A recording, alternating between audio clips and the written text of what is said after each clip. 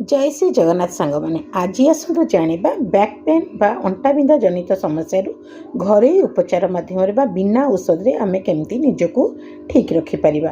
देखुथे मोर यहाँ पाद मो पादर बुढ़िया बुढ़ा आंगुठी पट आप देखिपारे ये धार ये जो व्हाइट स्किन आ ब्लैक स्किन जस्ट चमड़ा तल धड़ा चमड़ा ये जो धार देखुं ये धार यही जगार नहीं कि आपण यही पर्यंत प्रत्येक पॉइंट को आपण कौन करेंगे ना 15 सेकेंड लेखाएं प्रेस करेंगे।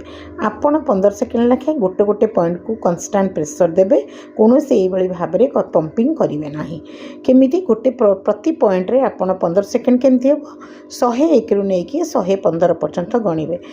1 रु 15 जदि गणिबे तरतर हो माने शीघ्र शीघ्र सरीज यदि रही रही गणुंट प्रत्येक पॉइंट रे 15 सेकेंड हम यही भाव में दिन को 2 थर 2 पादरे बुढ़ा आंगुठी पट मन रखि बुढ़ा आंगुठी पटर यही गंठी जो अच्छी यही ठारू नहीं कि पादर एंड पर्यंत एंड रु टिके यही पर्यंत आपण दिन को 2 थर प्रत्येक पॉइंट रे प्रेस करंतु।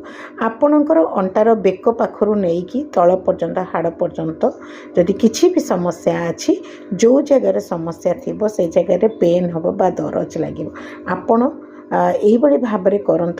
आपड़ जदि जानी थे यही जो चिकित्सा को आम मर्म चिकित्सा बा आकुप्रेशर चिकित्सा कही था। जदि आ विषय किसी अधिका जानवा चाहते ताले आमको कमेंट माध्यम जनातु। तो यही भाव में आप मन रहा बैक पेन अंटा बिंधा दिन को 2 थर यही भाव में चिकित्सा करंतु। करने पूर्व पानी पीकी करेंगे आगे भल कम देव ता सहित एक्सरसाइज हल्का फुल्का करेंगे जबरदस्ती किसी करेंगे ना जार अत्यधिक बैक पेन अच्छी से आग को नईबे ना।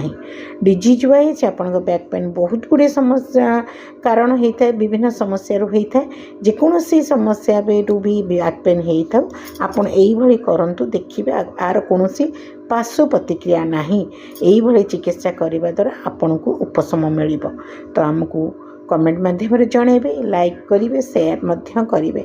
जदि आपको यही भाव टिप्स भल लगुच कमेंट माध्यम जनइले पुणी आग को नुआ नुआ टिप्स जनइबी। रोची नमस्कार जय जगन्नाथ।